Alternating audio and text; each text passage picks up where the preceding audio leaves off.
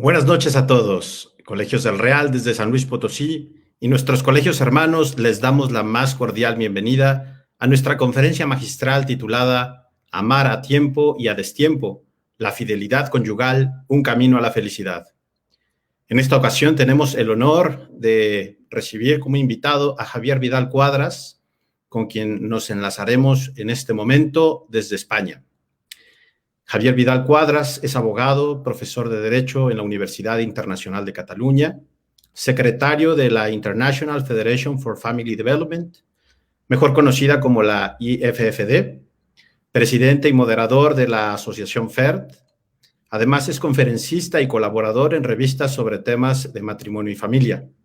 Y autor de los libros Después de amar, te amaré, Amar se escribe contigo, Un paseo en bicicleta por la vida, entre otros. Javier está casado con Loles, tienen 36 años de casados, 7 hijos y están próximos a ser abuelos. Y durante los próximos minutos y con el tema de hoy, Javier nos hablará sobre el amor en el matrimonio y la posibilidad real de ser feliz en él. Al final, pues les recuerdo que tenemos una sesión de preguntas, por lo que les pedimos que escriban en el chat para contestar las que el tiempo nos permita. Adelante, Javier, y bienvenido. Muchas gracias, Jesús. Bueno, gracias a todos, a todos los organizadores de estas conferencias de los Colegios del Real. Yo tuve ocasión de estar en San Luis Potosí hace, yo creo que ya más de 10 años. Disfruté mucho. México para mí es un país muy querido. Tengo muchos lazos emocionales, afectivos y familiares con México. Y siempre es un placer volver a estar, aunque sea digitalmente, allí. Y además, bueno, habéis dado la oportunidad de trasnochar, lo cual me devuelve a mi juventud. Está muy bien. Yo creo que estamos aquí con toque de queda. Debo ser el único que está despierto probablemente, pues, por lo menos en mi edificio seguro. Y bueno, muchas gracias por la invitación y por estar allí escuchándome. La idea de esta conferencia, era hablar de la fidelidad en el matrimonio, con el binomio fidelidad-felicidad.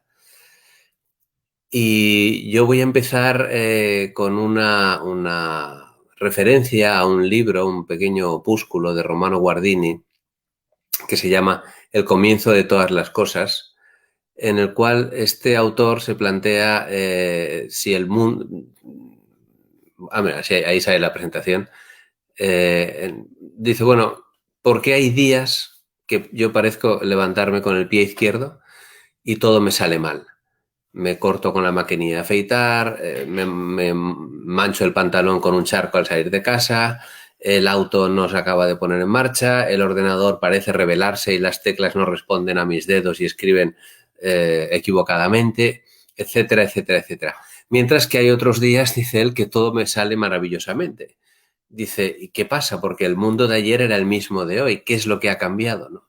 Y él, la respuesta que da es, hemos cambiado nosotros, ¿no? Porque el auto era el mismo, el charco era el mismo, la maquinilla de afeitar era la misma, el ordenador era el mismo. Dice, lo que hemos cambiado en realidad somos nosotros, nuestra mirada a ese mundo exterior, ¿no? Ayer estábamos serenos y equilibrados, hoy estamos tensos y en zozobra y todo parece salirnos mal. Y la consecuencia que extrae es, si cambiamos nosotros, cambia el mundo. Porque el mundo, las cosas exteriores no se dan en la abstracción. Él dice, mi mundo no es el mismo que el tuyo. Las cosas exteriores para cada cual consisten en la relación que tiene con ellas. Por eso, el planteamiento que hace es, si ese mundo, esas cosas exteriores, la mirada que recibieran siempre fuera la de un ser humano alegre, libre, equilibrado, respetuoso, lleno de vida y de ganas de vivir, dice, entre todos construiríamos el paraíso. Y esta es la pequeña tesis de este libro, de este gran pensador ítalo-germano del siglo XX, ¿no? Si todos tuviéramos esa mirada, el mundo sería mucho mejor y haríamos el paraíso. Y él dice, y ese es el paraíso. El paraíso no es nada más que un ser humano que se enfrenta con estas condiciones o con estas disposiciones frente al mundo. Bueno, yo en esta charla voy a ser un poco menos ambicioso, no pretendo cambiar el mundo, pero sí ayudaros a vosotros que me estáis escuchando y a mí mismo y a todos a hacer de nuestro matrimonio un pequeño paraíso, ¿no? Intentar entre todos compartir pues todo aquello que nos permita conseguir ese objetivo. Y hay un autor español, José Antonio Marina, que creo que nos puede ayudar con esta cita que tenéis aquí, ¿no? Dice él: a mis alumnos les digo que las cosas no nos aburren porque sean aburridas, sino que porque somos aburridos nos aburren. Y es que ante una mirada pasiva, las cosas se repiten, aunque sean nuevas y maravillosas.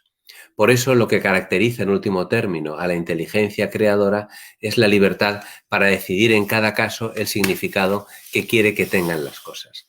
Es decir, que al final somos nosotros, con nuestra mirada, los que podemos realmente dignificar eso que nos rodea. Y naturalmente nuestro matrimonio. Nuestro matrimonio no es una cosa, es una realidad en la que vivimos, por la que hemos apostado mucho.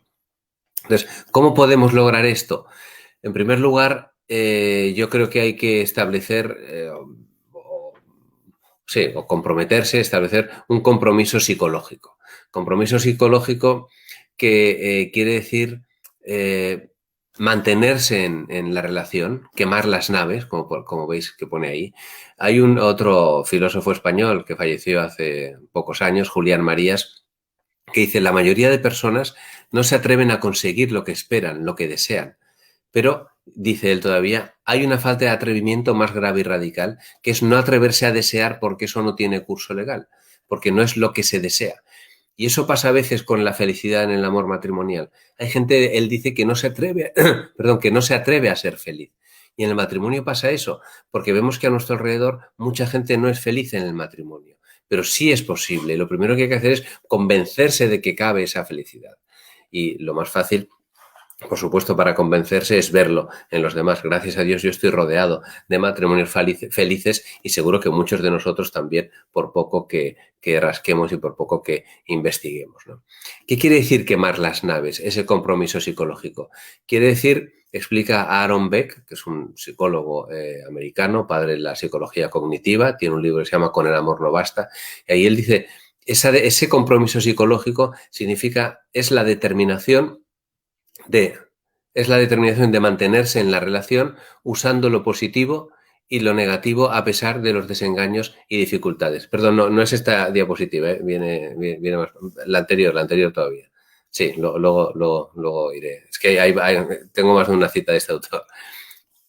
Bien, mantenerse en la relación utilizando lo positivo y lo negativo a pesar del desengaño, porque el desengaño, no nos engañemos, va a aparecer en el amor. El desengaño es característico del amor, forma parte del amor matrimonial y de cualquier amor humano.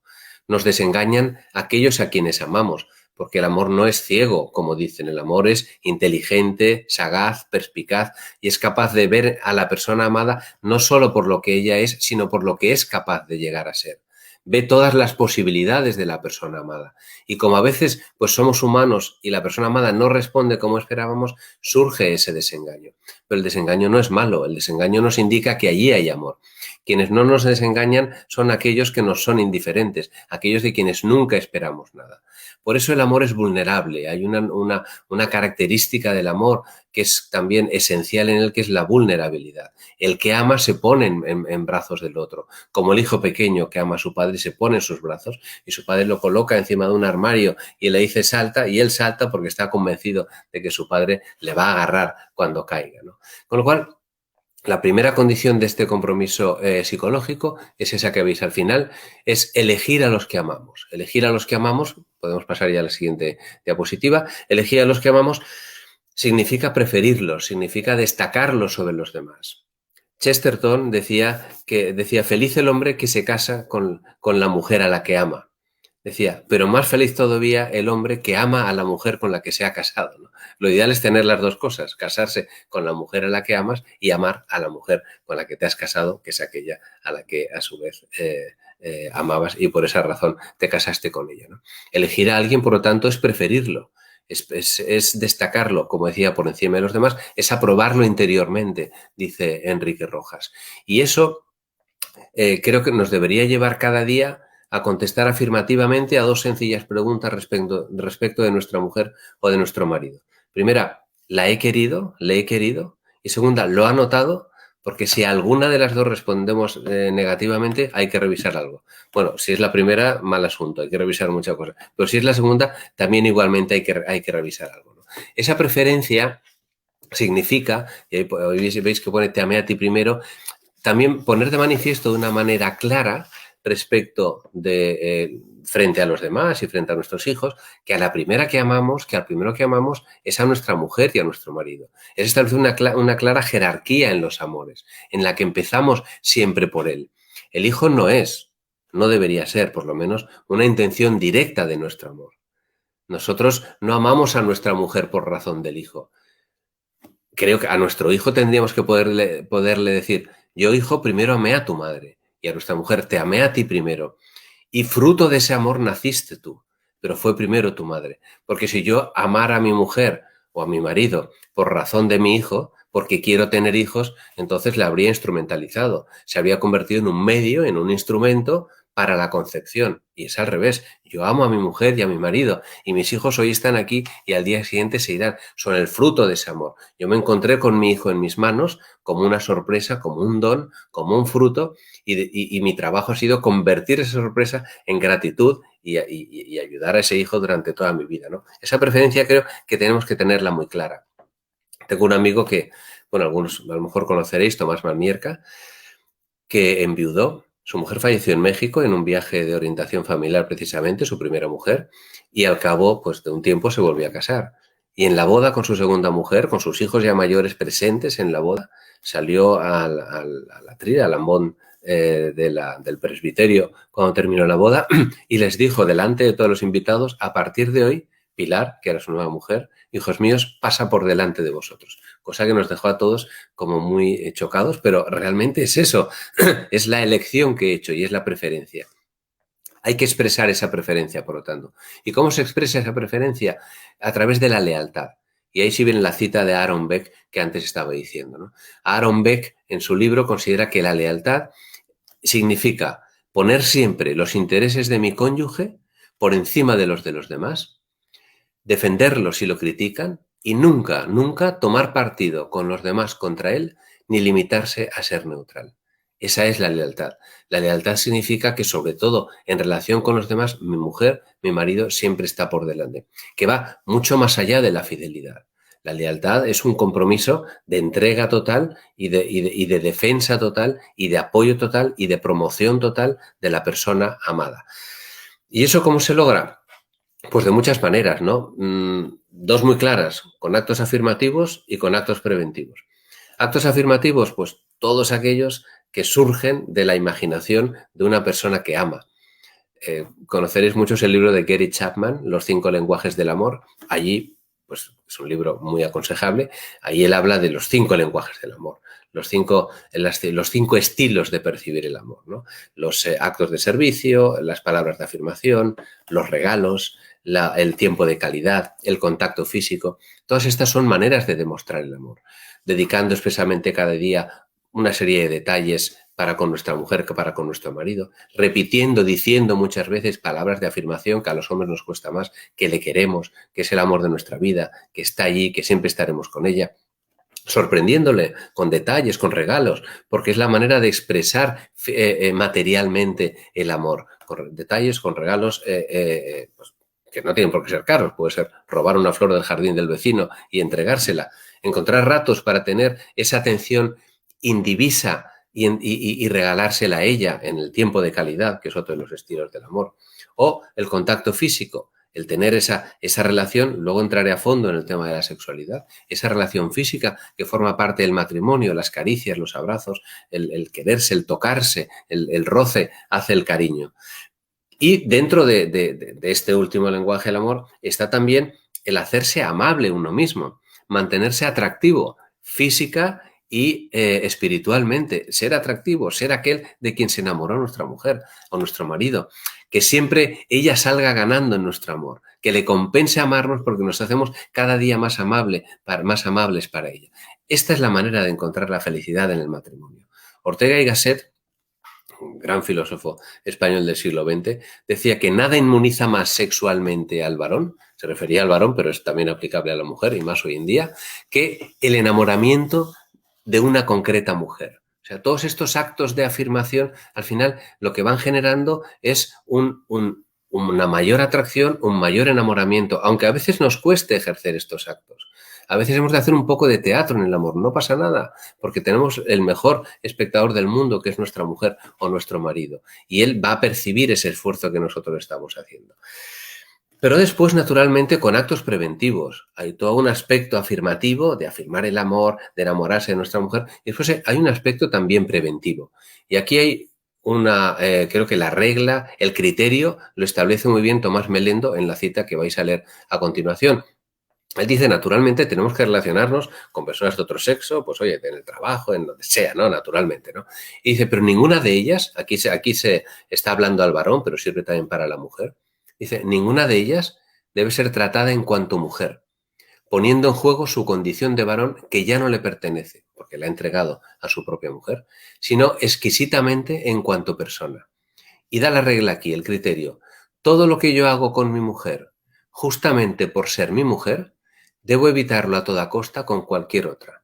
Lo que comparto con ella por ser mi esposa, no puedo compartirlo con nadie más. ¿Y qué es eso? ¿Qué es todo lo que comparto con ella o lo que hago con mi mujer precisamente por ser mi esposa? Pues el intentar estar a solas en una habitación el máximo tiempo, el tiempo posible, el estar continuamente en su compañía durante un viaje, el tener determinadas confidencias. Hay que blindar un ámbito de intimidad matrimonial que quede absolutamente cerrado, blindado, como una caja fuerte de la que no se escape nada. Ese es el ámbito de intimidad con mi mujer. Si yo empiezo a dejar escapar de ese ámbito de intimidad determinadas confidencias, determinados detalles con una compañera de trabajo, con una amiga, con una persona que conozco donde sea, y voy dejando llevar esta intimidad, al final me acabo asomando a terceras personas y es cuando puedo provocar o puedo generar en un día que tenga las defensas bajas, pues esa infidelidad.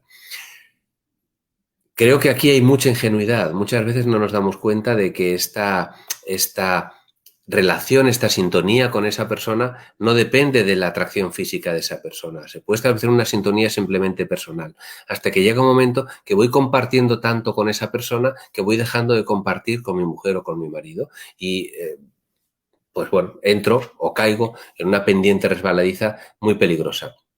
Enrique Rojas alerta en uno de sus libros, El amor inteligente, contra los sentimientos ingobernables. Dice él, aquí me refiero a muchos enamoramientos de personas ya casadas o comprometidas que se han introducido en otra relación sentimental, consintiéndola, siendo conscientes de ello, y por vanidad, juego, superficialidad o simplemente por exploración de las propias posibilidades de conquista, llegan a ser incapaces de regentar o controlar la nave emocional. Son los enamoramientos no deseados. Te vas introduciendo en esa relación hasta que llega un momento que caes en una pendiente resbaladiza de la que es muy difícil recuperarse y volver a subir. La fidelidad no se la juega uno a la carta en un día determinado. La fidelidad está hecha de pequeñas lealtades. No podemos ir por la calle como un transeúnte, yendo de paso, asomándonos a cualquier persona a ver qué es lo que encontramos. Puede darse ese enamoramiento no deseado. Yo asistí hace ya, yo creo que casi 20 años, a una conferencia de Antonio Vázquez, que fue presidente del grupo educativo de colegios Fomento de España. Él se dedicaba entonces a asesoramiento matrimonial, tiene la edad de mi padre, porque yo soy amigo de su hijo, y él decía allí, ¿qué pasa ante estos enamoramientos no deseados? ¿Qué es lo que tenemos que hacer? Y él decía, yo solo conozco una receta. Decía, yo me dedico al asesoramiento matrimonial y recibo muchas consultas de personas de mi edad. Él entonces debía tener 60 y pico años. O 70, 60 y pico, 70 años. Personas de mi edad que se han ido introduciendo en esa otra relación y que poco a poco se han ido enamorando de otra persona. No ha habido nada, no ha habido una infidelidad sexual, no ha habido, pero sí que hay una pequeña deslealtad. Se han ido metiendo en esa relación y quieren salir de ella porque siguen amando a su mujer o a su marido. Él decía, bueno, yo atiendo sobre todo a varones, ¿no? Siguen amando a su mujer. Él decía, ¿cuál es la solución? Él decía, solo conozco una, tiempo y distancia. Tiempo y distancia. Tiempo porque los sentimientos, como sabemos, son inestables, son caprichosos, son arbitrarios e igual que vienen se van. Hoy estamos aquí y mañana estamos acá. Luego, si percibimos un sentimiento con el que no estamos de acuerdo, pero que nos va invadiendo, primero hay que tener paciencia y segundo, tomar la decisión, la determinación de expulsarlo de nuestra vida naturalmente. Y esa es la distancia. La distancia, si puede ser física, geográfica, con la persona que nos provoca ese sentimiento que puede romper nuestra relación matrimonial. Y si no se puede, física o geográfica, por lo menos emocional. No ponerse en situación de tentación de engañar a nuestra mujer o a nuestro marido, ¿no?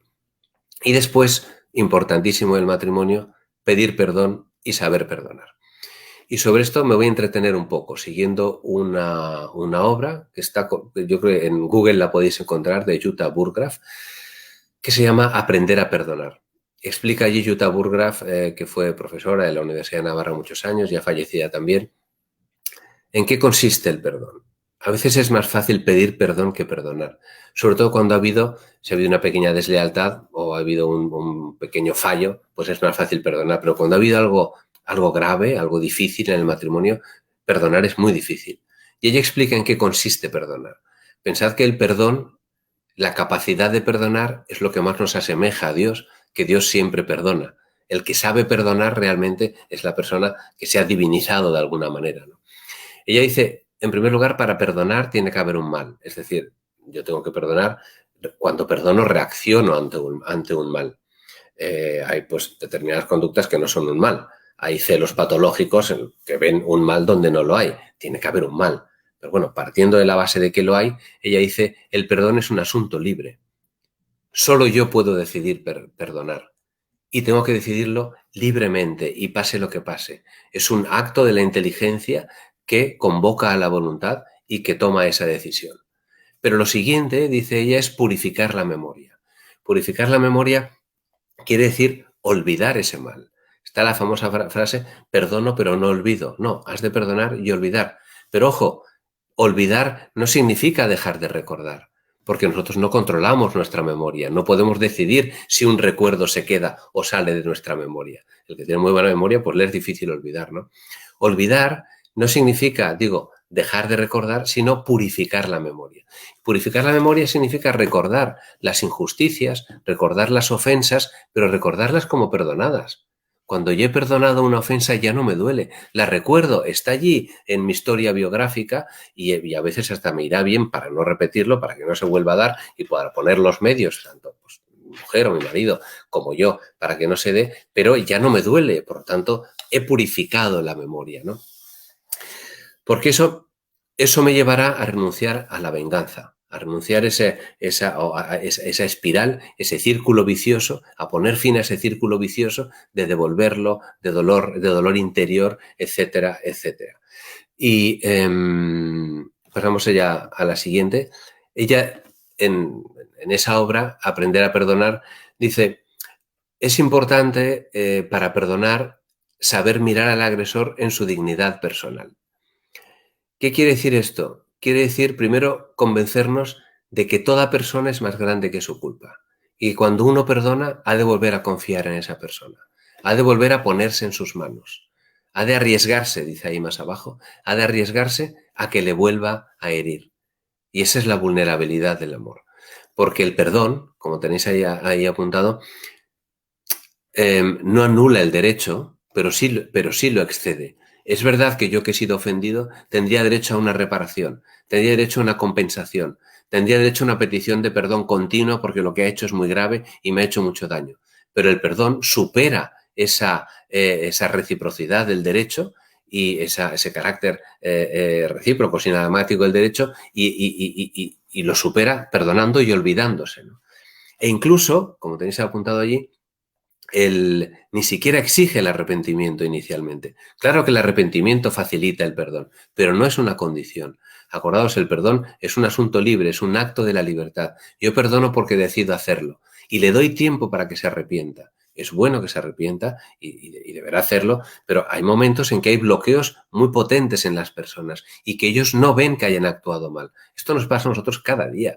cuando hacemos algo mal y alguien nos lo dice, nosotros a veces no lo vemos, porque nos parece que es hipersensible, que es muy susceptible. Oye, pero si yo no he hecho nada. Entonces, a veces hace falta tiempo para que uno se arrepienta y descubra que efectivamente ha hecho algo que no está bien. Bien, y ahora yo querría entrar en el ámbito, un ámbito muy sensible y por lo tanto muy delicado, que es el ámbito de la sexualidad, que es el ámbito donde probablemente nos podemos hacer más daño y que es, en la mayoría de ocasiones, la entrada por la que se cuela la infidelidad. Lo primero que tengo que decir es que es tan importante en la relación sexual el cuerpo, el sexo, como el cariño. A veces, desde la perspectiva del varón, se da más importancia a la entrega del cuerpo, a la entrega incluso genital, porque tenemos esa vivencia de la sexualidad más corporal, mientras que desde la perspectiva de la mujer se da más importancia al cariño, al afecto o a la emoción. No que el varón no la tenga, sino que la mujer le da más importancia a ella. Hay que poner los dos. Una negación sistemática y constante de la entrega del cuerpo tiene exactamente o es igual de reprochable que una negación continua del cariño. Imaginaos a un marido que dijera a su mujer: oye, mira, yo ahora durante 1 mes y medio no voy a estar cariñoso, olvídate de mí, voy a estar frío y erático, no me pidas nada porque no me apetece estar cariñoso. Esto no puede ser. Es una negación de algo que es fundamental en el amor, que es el cariño. Pues el cuerpo tiene la misma importancia que el afecto. Por lo tanto, no vale decir no me apetece durante una temporada. Puede haber momentos, puede haber circunstancias en que uno efectivamente, pues por una depresión, por una enfermedad, pues no puede entregarlo. Entonces, en el matrimonio, pues naturalmente estamos para comprender y para ayudar, ¿no? Porque el papel o la finalidad es humanizar la sexualidad. Humanizar la sexualidad significa entregarnos, compartir ese placer. Humanizar la sexualidad significa no absorber egoístamente el placer en el matrimonio. Y de eso es de lo que yo quiero hablar a continuación, ¿no?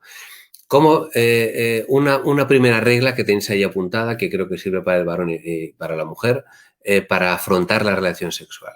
En el varón, el deseo sexual atendido favorece la inclinación al cariño y la ternura. Mientras que en la mujer, el deseo de cariño atendido favorece la inclinación al deseo sexual. Por lo tanto, el esfuerzo creo que tenemos que hacer los dos en el matrimonio es aproximarnos al otro por la vía en que se siente, por el camino en que se siente más cómodo. La mujer tendría que hacer un esfuerzo para aproximarse al marido por la vía de la sexualidad, del sexo, de la corporalidad, de la genitalidad. El marido tendría que hacer un esfuerzo para aproximarse a la mujer por la vía del afecto, por la vía del cariño, por la vía de la ternura.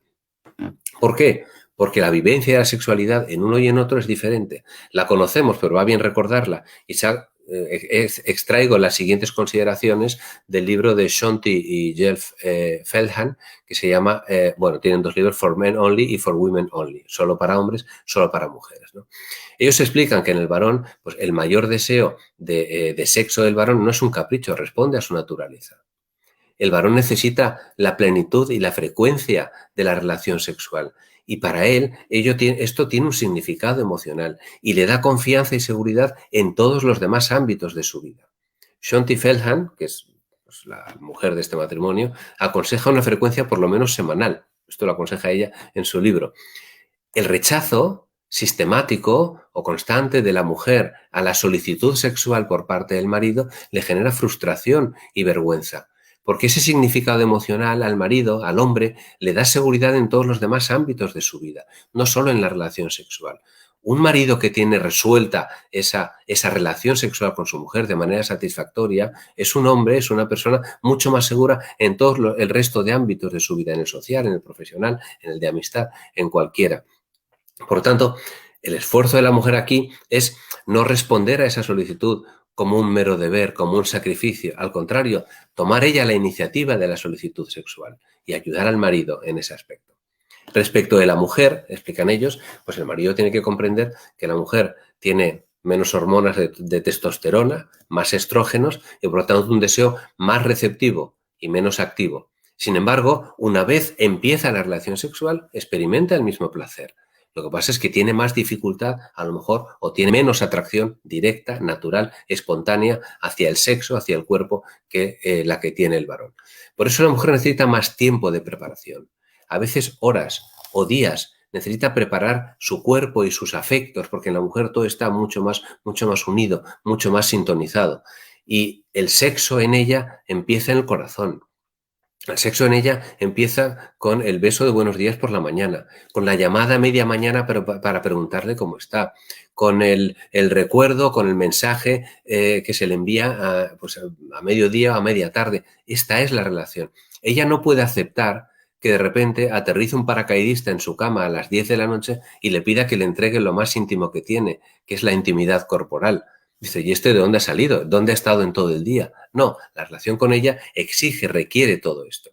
Y empieza en el corazón, quiere decir también que a la mujer no le atrae necesariamente, como casi siempre le sucede al varón, el cuerpo apolíneo de un varón. El esfuerzo del marido tiene que ir más en la dirección de los detalles, del trato, de la comprensión, del cariño, de la ternura, que en tener un cuerpo perfecto, porque eso a la mujer probablemente le va a hacer un relativo caso, ¿no?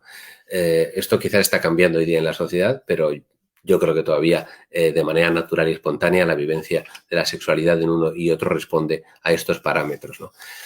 Yo les digo muchas veces a las madres cuando a veces hablamos de la adolescencia y tal, que van con un hijo adolescente y ven una revista pues por alguna fotografía impropia, indecente, pornográfica en un kiosco, en una librería, que no les digan a sus hijos varones qué asco, porque a ellas efectivamente les puede dar asco un cuerpo de estos, pues apolíneo, de un varón ahí musculado y tal y cual. Y dice, bueno, qué asco está esto que viene ahora a poner esto aquí. Yo digo, no les digáis esto a vuestros hijos porque no os van a entender, porque a ellos no les da asco. A vosotras a lo mejor sí, a ellos al contrario les atrae, ¿no? Van a pensar que son raros. De, bueno, a mí esto no me da asco, a mí esto más bien me atrae, ¿no? El cuerpo de una mujer desnuda. Bueno, y luego quería entrar, he dicho antes que iba a entrar con alguna profundidad en el tema de la sexualidad. Yo creo que vosotros en México sois mucho más delicados que nosotros en España, pero creo que es un tema que hay que hablarlo con claridad, ¿no? Y quiero hablar también del acto sexual como afirmación del amor, ¿no? Porque a Dios le importa el placer de los esposos. El donarse placer mutuo hace al acto sexual más pleno y por lo tanto más santo. Y eso lo hemos de procurar en el matrimonio. Fijaos que en la relación sexual hay una asincronía, os he puesto allí, una falta de sintonía entre las curvas de excitación masculinas y femeninas. Y no coinciden. Y dices, bueno, que es menudo fastidio, ¿no? Podría habernos creado Dios de otra manera, de manera que fuéramos totalmente sincrónicos y coincidiéramos en la experimentación del placer en el mismo momento, pero no es así. Y sin embargo, eso, dice algún autor, es la condición de posibilidad o es lo que permite que el amor sea un acto libre e inteligente. Los animales tienen mero instinto y por lo tanto ellos nunca se equivocan, les apetece, lo hacen y ya está. El toro cubre a la vaca y se acabó la historia. En los hombres, en el ser humano no es así, no es mero instinto en nosotros, es un acto libre e inteligente y por eso podemos equivocarnos. Porque tenemos que conocer al otro, tenemos que acompañarle en esa relación y convertir esa relación que es sexual en una relación personal. Por eso, el placer en el matrimonio es mucho más hondo que fuera del matrimonio, porque incorpora todas las emociones y no solo esas, sino la propia donación personal que nos hemos comprometido, que nos hemos prometido uno al otro, ¿no? Los animales se excitan, nosotros nos emocionamos y nos entregamos a otra persona plenamente. Por lo tanto, ¿qué cabe dentro de la relación sexual? Creo que esto, hablando de la fidelidad, es importante tenerlo en cuenta, sobre todo en entornos católicos, en los que me parece que todavía hay mucho escrúpulo sobre este tema. ¿Cabe todo? ¿Cuáles son los contornos de esa relación, del acto sexual? Yo diría, pues sí, cabe todo lo que conduzca a hacer el acto sexual más pleno y placentero, siempre que se respeten estos contornos del amor, que son los que tenéis aquí. Primero, el respeto al otro. Si el otro no quiere, no puedes tocarle ni la punta de la nariz, aunque estés casado. Segundo, respeto a la función propia de los órganos. Creo que aquí no hace falta decir más. Hay una ginecóloga aquí en Barcelona que imparte cursos de orientación familiar, que lo dice de una manera muy gráfica. Yo lo repetiré y ya no explico nada más. Dice, en el cuerpo humano hay agujeros de entrada y agujeros de salida. Con eso todo se entiende. Y en tercer lugar, muy importante, respetar el significado pleno de la sexualidad, que es de unión y que es de procreación y que ha de llevarnos a respetar y a acoger de manera íntegra la naturaleza femenina sin adulterarla ni alterarla a nuestro capricho. Por lo tanto, respetando pues, los periodos fértiles e infértiles que tiene la mujer. Ese significado pleno, está en la siguiente diapositiva, ese significado pleno en lo que se refiere al acto sexual se concreta en algo muy sencillo y muy fácil de explicar, y es la deposición del semen en la vagina de la mujer. Para que el significado sea pleno de unión y de procreación, el acto sexual tiene que acabar o tiene que proyectarse hacia la unión completa del cuerpo y del alma de toda la persona mediante la penetración del hombre en la mujer y la deposición del semen en la vagina de la mujer. Cumplido esto, todo lo demás bienvenido sea para estimular el placer.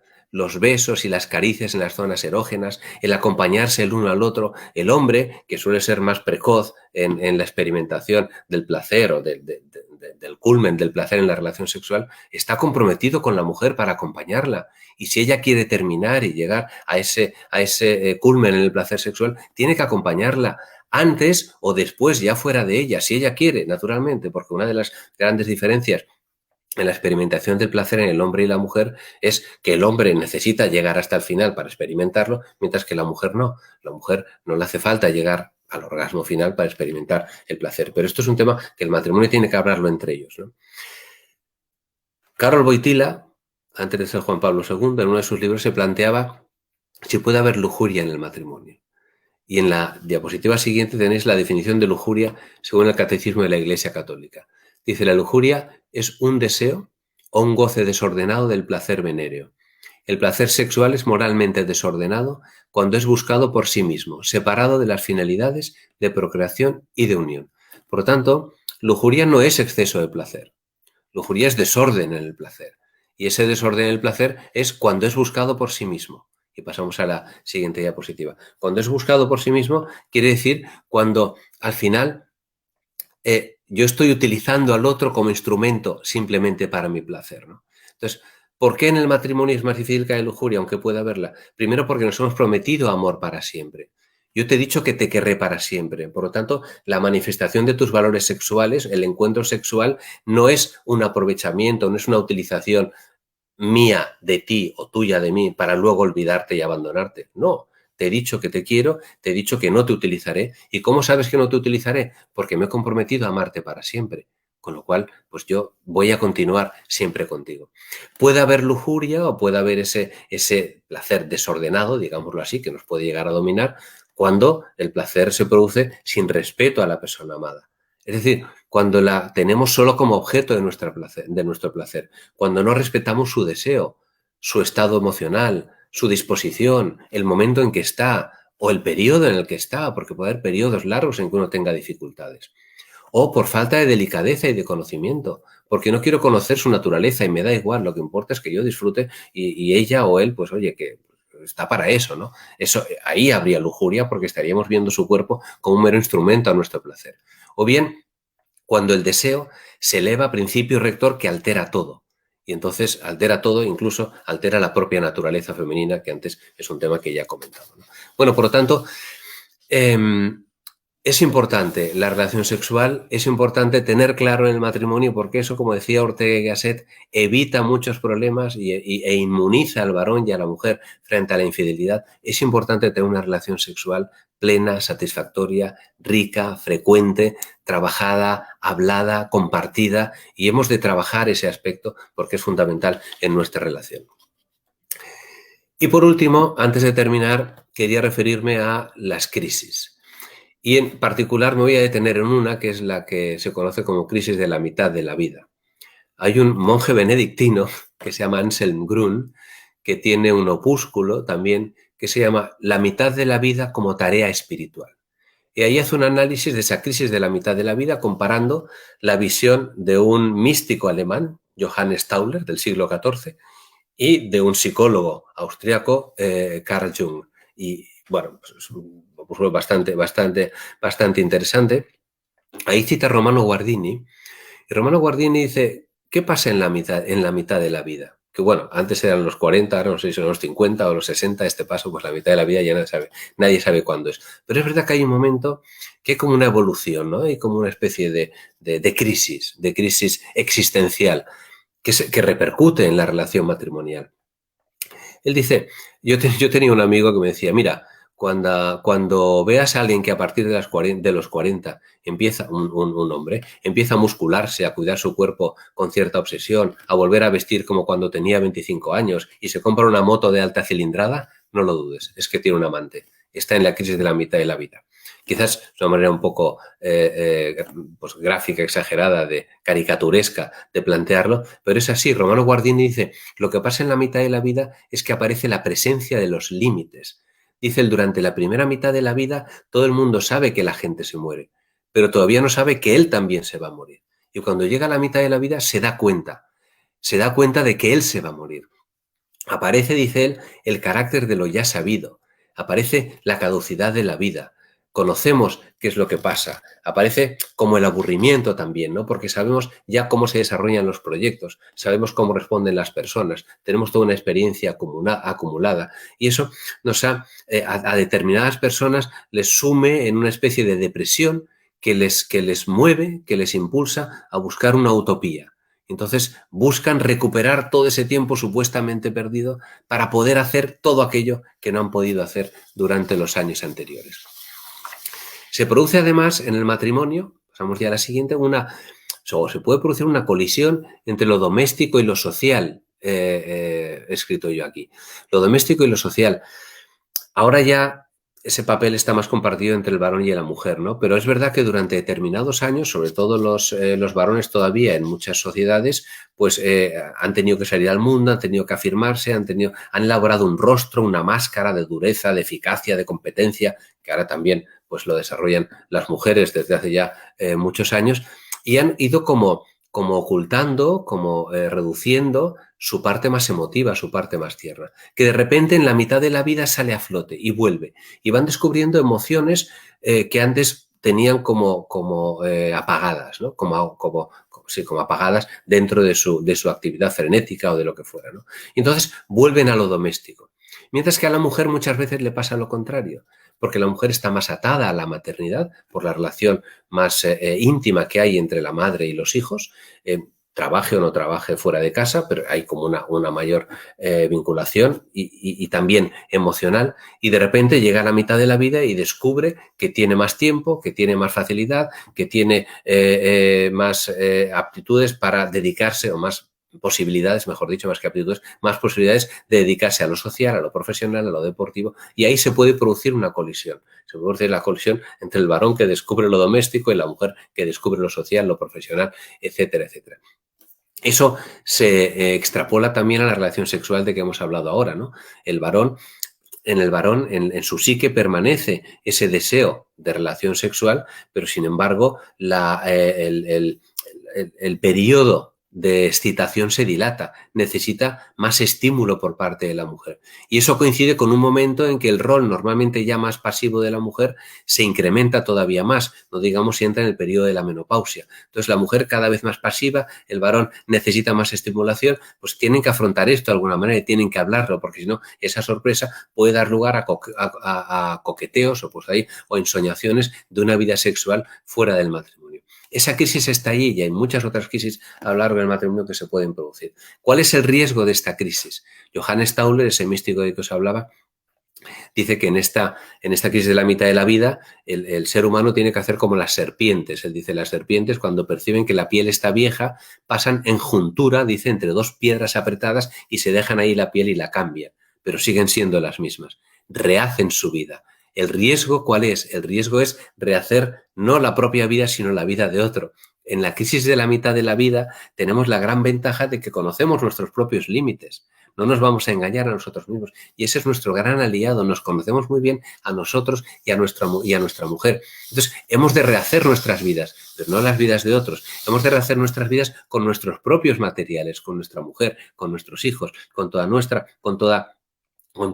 nuestra biografía personal. Y de eso se trata. Se trata de integrar en mi vida personal, sin huir de mi propia verdad biográfica, todas esas nuevas emociones, todas esas nuevas percepciones que estoy recibiendo y dirigirlas hacia mi mujer y hacia mis hijos, hablando con ellos y teniendo conocimiento y formarnos en cómo elaborar esta nueva relación que tenemos. Pasamos ya a la próxima diapositiva, bueno, en la que ya llevo un rato. Y os he puesto aquí la conocida anécdota de San Carlos Borromeo, bueno, que han atribuido a otros santos, pero yo creo que es de San Carlos Borromeo por lo que he estado investigando, cuando le preguntaron qué haría si supiera que iba a morir dentro de una hora. Y San Carlos Borromeo contestó, haría especialmente bien lo que estoy haciendo ahora. Yo creo que esa es la tarea de la mitad de la vida, la tarea ante la crisis, hacer especialmente bien lo que estás haciendo ahora. Es decir, hacer especialmente bien el amor a tu mujer, la entrega, el compromiso a tu familia y a tus hijos, y poniendo allí pues toda esa creatividad de una mirada no aburrida de la que hablaba José Antonio Marina. Conclusión, pasamos ya a la siguiente diapositiva. Kierkegaard decía que la puerta de la felicidad se abre hacia afuera, hacia los demás. Si queremos encontrar la felicidad en el matrimonio, tenemos primero que dar esa felicidad a nuestra mujer o a nuestro marido. Porque la felicidad es como el sueño en una noche de insomnio, dice Carlos Cardona en uno de sus libros. El sueño en una noche de insomnio no lo agarras concentrándote en él. Al contrario, tienes que olvidarte del sueño y entonces a lo mejor te viene. Pues la felicidad es lo mismo. Cuando tú te olvidas de tu felicidad y te dedicas a darla a los demás, no digamos en el matrimonio, entonces es más fácil que esa felicidad vuelva a ti. Sabiendo, y aquí voy a leer una cita que viene a continuación, me parece, de Hugo Borguelo, que la solución siempre soy yo. Hugo Borguelo, y con esta cita ya termino, que creo que ya es la hora, dice, ante cualquier dificultad en la vida de relación, todos deberían saber que existe una única persona sobre la que cabe actuar para hacer que la situación mejore, ellos mismos. Y esto es siempre posible. De ordinario, sin embargo, se pretende que sea el otro cónyuge el que cambie, y casi nunca se logra. Si quieres cambiar a tu cónyuge, cambia tú primero en algo. Ese es el reto. Yo soy la causa de la crisis y solo hay una persona que puede resolverla, que puede solucionarla, yo mismo. La solución está siempre en mis manos. Y hoy lo estamos haciendo. Hoy estamos aquí, yo hablando y recordando todo esto para luego aplicarlo en mi vida y vosotros escuchándolo. Y ese es el camino. El camino es irse formando. Nadie nace aprendido, y menos en materia de amores.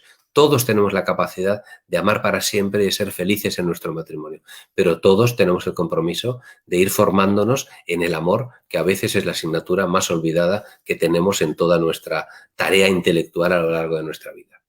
Pues nada, muchas gracias por vuestra atención. Yo termino aquí y ahora estoy a vuestra disposición para las preguntas o para lo que queráis comentar.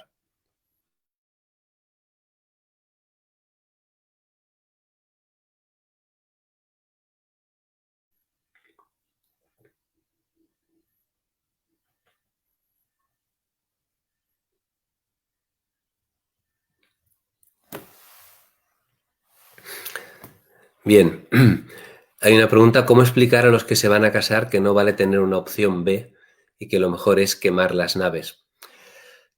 Mirad, yo he dado muchas charlas de noviazgo hablando sobre amar para siempre.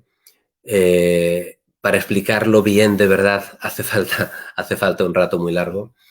Pero yo creo que aquí lo que mejor funciona más que una explicación es el ejemplo, es el testimonio, es el ven y verás. Me parece que los que estamos casados y que estamos convencidos de que este es el camino de la felicidad, tenemos una pequeña asignatura pendiente y es mostrar la cara amable del matrimonio. O sea, nuestros hijos, los amigos de nuestros hijos, cuando vienen a casa, cuando nos ven, nuestros amigos de las edades que sean, tienen que comprender que vale la pena quemar las naves viéndonos a nosotros. A veces esa cara amable del matrimonio, la más tierna, la más cariñosa, la guardamos para nuestra alcoba con nuestra mujer o con nuestro marido y ya está bien, porque hay un ámbito de intimidad naturalmente que no es extrapolable y que no es publicable, ¿no? Pero hay todo otro ámbito que nuestros hijos tienen que ver que nos buscamos, tienen que ver que tenemos un beso especial para nuestra mujer, para nuestro marido, que nos sentamos juntos, que nos damos la mano, que estamos amables el uno para con el otro, que estamos atentos. En esto los mexicanos sois especialistas, en esa delicadeza en la relación con los demás. Porque si no lo ven, si al final para ellos el matrimonio...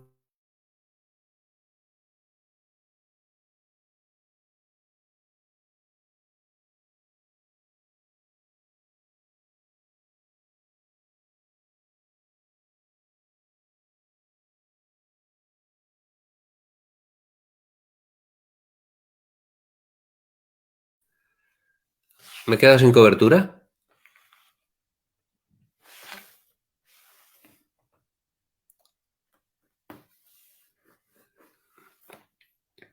Vale, ok. Bien. Bueno, la verdad es que no sé dónde me habéis perdido.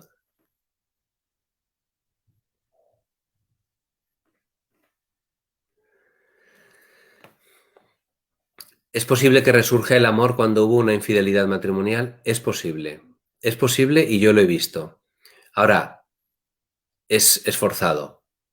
Exige primero por parte de uno de los dos, bueno, de los dos, ¿no? Por parte del que ha cometido la infidelidad, exige la humildad de aceptarlo y el esfuerzo de enmendar, que cuesta. Y a veces, según el grado de la infidelidad y según el grado, en el caso de que haya ya pues una relación más estable o más difícil, pues es posible que se necesite la ayuda externa, ayuda de un asesor matrimonial que explique a cada uno cómo tiene que actuar en esta situación. Yo antes he hablado de saber perdonar. Saber perdonar es muy difícil, las condiciones ya las habéis visto, exige un acto de humildad muy potente y muy continuo en el tiempo, exige intentar no recrear escenarios, no cargarse la memoria con lo que podía haber pasado, con lo que lo hizo, porque lo hizo, exige no pedir más explicaciones, exige no reclamar del otro una obediencia constante como si tuviera que pagar por la culpa, exige efectivamente hacer tabula rasa y volver a querer a esa persona y volver a ponerse en sus manos, a hacerse vulnerable y estar dispuesto a volver a ser herido, que es lo más grave, ¿no? Pero por parte del que ha cometido la infidelidad, primero requiere un ejercicio de introspección, de autocorrección, potente, ¿no? Darse cuenta de dónde ha estado el fallo y hablando los dos, probablemente con la ayuda de terceros. Yo creo que si ha habido una infidelidad grave, me parece que probablemente hará falta la ayuda de un tercero que nos ayude a descubrir la causa, ¿no? Porque toda infidelidad tiene una causa. Puede ser una causa endógena en uno de los cónyuges o exógena que afecte a la relación entre los dos. Pero ahí hay una causa. Una causa que, si es una causa psicológica, pues hará falta la ayuda de un psicólogo para que la descubra. Si es un problema de comunicación en el matrimonio, a veces es mucho más fácil de resolver de lo que parece, porque hay muchas técnicas de comunicación que nos pueden ayudar. Pero hay que intentar descubrir la causa y a partir de allí pues establecer los parámetros de relación que permitan establecer la nueva relación, la nueva normalidad, ¿no? Como decimos ahora, que estamos en la situación de COVID. ¿Qué pasa cuando el amor se acaba y se terminan las ganas de luchar por el matrimonio? Bueno, cuando se acaba la reciprocidad, digamos, porque cuando uno está luchando por su matrimonio, el amor está ahí, ¿eh? El amor es forzado, es evidente que el amor correspondido es más completo que el amor no correspondido, pero el amor no correspondido también lo es, ¿eh? Cuando lo que se acaba es el afecto, cuando lo que se acaba es el sentimiento, que es lo que suele pasar más que el amor, entonces solo queda una posibilidad si uno quiere mantenerse en el amor y es poner la voluntad. Y es poner la voluntad. El papel de la voluntad en el amor no consiste en amar a plomo, en amar a pulso, consiste en recrear, en volver a crear, en volver a traer al amor los sentimientos que estaban aletargados. Y eso siempre es posible, porque esos sentimientos, es verdad que un sentimiento no se puede crear ex novo, los sentimientos te asaltan, pero un sentimiento que estuvo en tu vida ya, como fue el amor a tu mujer, como fue el cariño por tu mujer o por tu marido, ese siempre puede volver. Pero ahí Hay que poner la voluntad y hay que poner la inteligencia, que la inteligencia es la cenicienta del amor y es muy importante. Muchas veces se desprecia el papel de la inteligencia y uno no puede recuperar un amor que se ha ido desgastando si no es con inteligencia. Inteligencia en formarse, en ver cómo lo vamos a hacer. Pero luego la voluntad. Llega un momento que en el amor a veces hay que hacer un poco de teatro, a veces no tienes ganas, a veces no experimentas nada, nos pasa con nuestros hijos, a veces no te apetece amarle a un hijo adolescente pesado que te está insultando todo el día, es que no quiero amarle, pero hago un esfuerzo y le amo. No sé si habéis visto la película La vida es bella de Roberto Benigni, que allí es un matrimonio que él va a un campo de concentración con su hijo y ella va a otro. Bueno, pues el padre cuando entra en el campo de concentración no hace nada que experimente con los sentimientos. Está muerto de miedo y simula que es un valiente. Aquello es una tragedia y simula que es un juego. Está depresivo y simula alegría. Está cansado, agotado y simula que está fuerte. ¿Por qué lo hace? Por amor a su hijo. A veces por amor a nuestra mujer tenemos que simular los sentimientos o por amor a nuestro marido.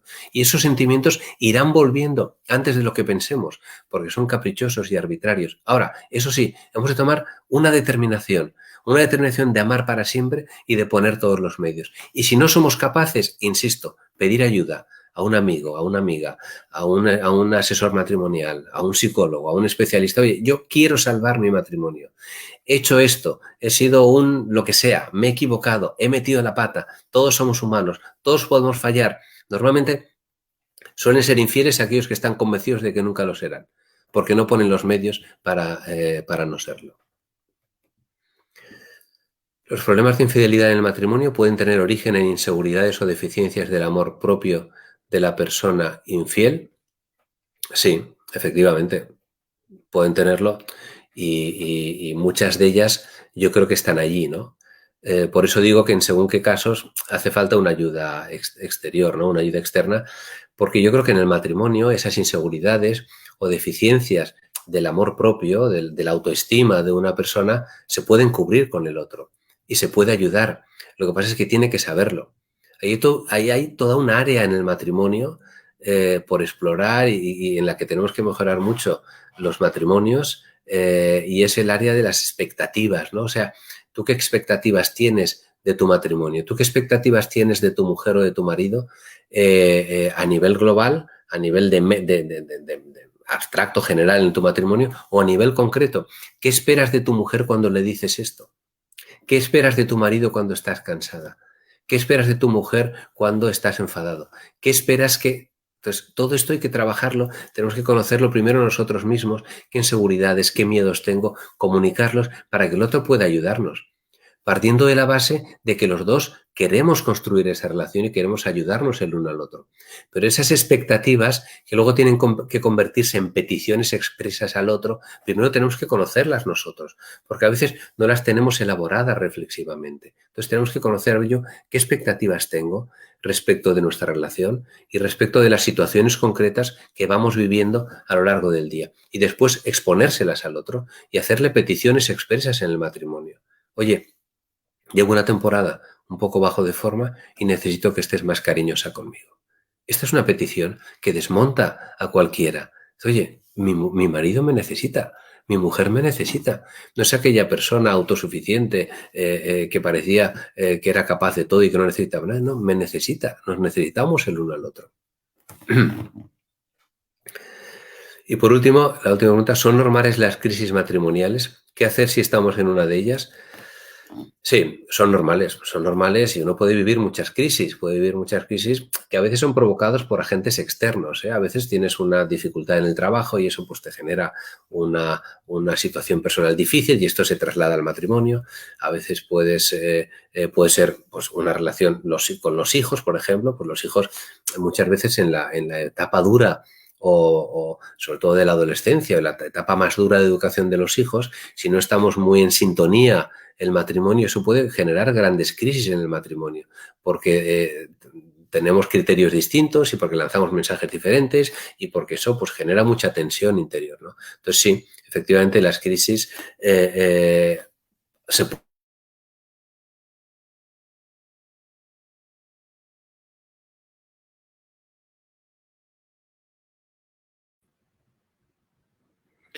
Bueno, pues agradecemos a Javier que se nos está congelando por ahí, hombre. Perdón, me he vuelto a ir.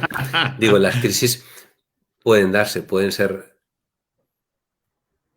más graves o pueden ser menos graves, pero pueden darse. Y por lo tanto yo creo que lo primero que hemos de hacer es saber que existen. Y lo segundo que hemos de hacer es no preocuparnos, paciencia, estamos en una crisis, la superaremos. Tener la convicción de que podemos superarla, de que con el tiempo y con el esfuerzo de los dos lograremos superarla. Y por lo tanto no abandonar. Si todos los esfuerzos que se ponen en matar una relación matrimonial se pusieran en recuperarla, habría muchos menos divorcios. Es mucho más difícil mantener una infidelidad y mantener otra relación y agotar o aplicar la eutanasia a la que ya teníamos que reconstruir la propia relación. Y eso es lo que pues, creo que todos deberíamos hacer. Javier, muchísimas gracias. La verdad es que ha sido un tema que nos lleva mucho a pensar, nos deja mucha tarea como matrimonios. Y bueno, digo, hago extensivo la felicitación de mucha gente que nos ve a lo largo del país y que, digo, por ejemplo, Anabel y Gabriel Domínguez de Lara, Aguascalientes, ¿no? O sea, mandan saludos y pues obviamente a nombre de todos los participantes y de nuestros colegios aquí en San Luis Potosí, pues queremos agradecerte esta trasnochada porque sabemos que también vas a viajar pronto, ¿no? Sí. Ya tendrás muy poco tiempo para descansar, pero te agradecemos esta interesante conferencia y pues a ponerla en práctica, ¿eh? Muy bien, muchas gracias a vosotros. Muchas gracias. Bueno, pues despedimos. Por último, que contesten una encuesta que se deriva de un QR que estará apareciendo en este momento. Y los esperamos en la siguiente conferencia el próximo 9 de diciembre para la última conferencia del año. Agradecemos a todos su presencia y buenas noches.